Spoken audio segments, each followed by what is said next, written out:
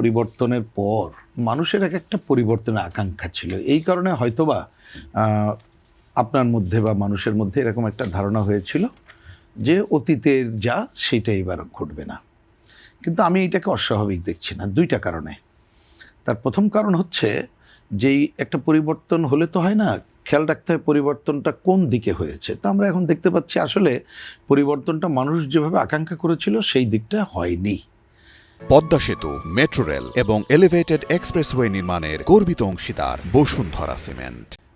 কারণ সেটা অন্য সময় হয়তো আলোচনা করবো, যেহেতু হয়নি তার মধ্য দিয়ে এমনকি আমরা যে নির্বাচনে গেলাম, আমরা এটা চেয়েছিলাম যে নির্বাচন ব্যবস্থা একটা আমূল পরিবর্তন করে নির্বাচনে যায়, সেটাও করা গেল না। তা সুতরাং আগের যে সংকটগুলো ছিল সেটা রয়ে গেল। আমি আরেকটা দেখি নতুন করে আরেকটা সংকট হলো এই গণঅভ্যুত্থানের পরে শুধুমাত্র যারা এই গণঅভ্যুত্থানের অন্যতম দাবিদার বলে, আমি খুব ছোট্ট করে মজা করে বলি যে যারা 36 দিনের কথা বলে, আরে ভাই আমরা তো এইবারে কমপক্ষে 5036 দিন সংগ্রাম করে চলেছি, সুতরাং ওই 36 দিন টিন অ্যাকচুয়ালি না। কিন্তু তারা এবং আরও একটা অংশ, তারা প্রথম দিকে এই অন্তর্বর্তীকালীন সরকারের উপরে এমনভাবে ভর করলো বা করালো, যাই হোক না কেন তারা মনে করলো ক্ষমতায় তো আছি এবং আমরা ক্ষমতায় যে কোনোভাবে আবার যেতে হবে। তাইলে আপনার এখানে নীতি নৈতিকতা অন্য কোনো চিন্তা থাকলো না। তার মধ্যে যখন নির্বাচন আসলো তারা যে কোনোভাবেই বিজয়ের জন্য মরিয়া হয়ে গেল। তা মরিয়া হয়ে গেলে তাকে তো নীতি নৈতিকতা ওই জায়গাটাকে আর প্রধান হয়ে তো সে পারবে না। তাকে তখন যে দল বা যারা মূলত কাছাকাছি থাকবে ভোটে, তাদের বিরুদ্ধে নানা ধরনের ভূমিকা পালন করতে হবে। তো সেইটা করছে। তাহলে বললাম যে আগের লেগাসির কারণে যে ওই কালচারের পরিবর্তন হলো না, আর এখানে নতুন কিছু গ্রুপের তাদের নতুনভাবে যে আগ্রাসী মনোভাব হলো, তার কারণে আপনি দেখছেন যে হয়তো মারপিটটা এখনও অত বেশি দেখা যাচ্ছে না, অলরেডি শুরু হয়েছে। কিন্তু যেভাবে বক্তব্য বিবৃতি, অনেক সময় দেখেন রাজনীতিতে সব জায়গায় তো আমরা একটা বয়স বিবেচনা রেখি, সিনিয়র জুনিয়রিটি একটা বিবেচনা রাখতে হয়, ওই কালচারটা কিন্তু আমরা রক্ষা করি।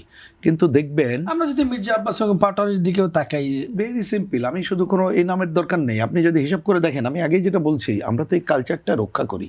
এখন এই কালচার রক্ষা না করে মানে যারা করে না তারা যদি এরকম সামনের দিকে আসে, তারা তো এটাই মনে করবে।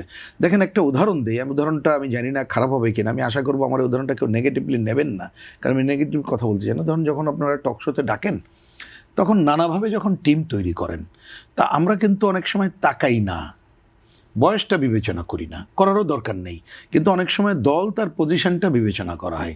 এখন সেই জায়গায় ধরুন এইখানে একজন কোনো একটা দলের সিনিয়র কেউ আছে, আবার কমিউনিস্ট পার্টির জুনিয়র একজন কেউ আসলো, তাকে তো কমিউনিস্ট পার্টির একটা জুনিয়র হইলেই এটা কমিউনিস্ট পার্টির সব হয়ে গেছে তার তো মনে রাখা উচিত না।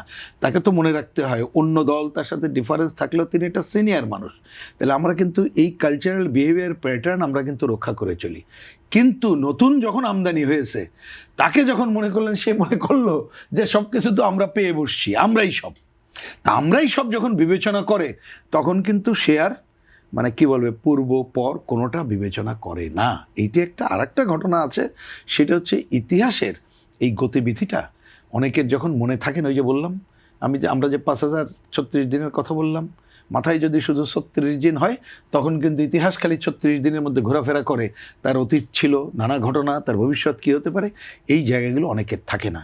সুতরাং আমি মনে করি যে এইবারে যে নির্বাচনী যাত্রায় আমরা আছি, সেই জায়গার আগে আমরা এই পরিবর্তনগুলো করতে পারিনি। যদি আমূল সংস্কার আলোচনাগুলো করতে পারতাম, ওর মধ্যে ঢুকতে পারতাম, হয়তো বা কিছু আশা করতে পারতাম, কিন্তু সেই জায়গাটা হয়নি বলে এটা দেখতে পাচ্ছেন এখনো পর্যন্ত দেখছি। কিন্তু আমি তারপরে এটা প্রত্যাশা করব, খুব বিনয়ের সাথে প্রত্যাশা করব যে আমরা কিন্তু একটা গভীর সংকটের মধ্যে আছি। সেই গভীর সংকটের উত্তরণ কাল পরশু হয়ে যাবে আমি তো মনে করছি না। গভীর সংকট, গভীর সংকট যদি বলেন যে আমাদের একটা যে গণতন্ত্রের পথে চলার, যে আমরা একটা গণতান্ত্রিক ধারায় আগাবো, সেইটাই তো দরকার।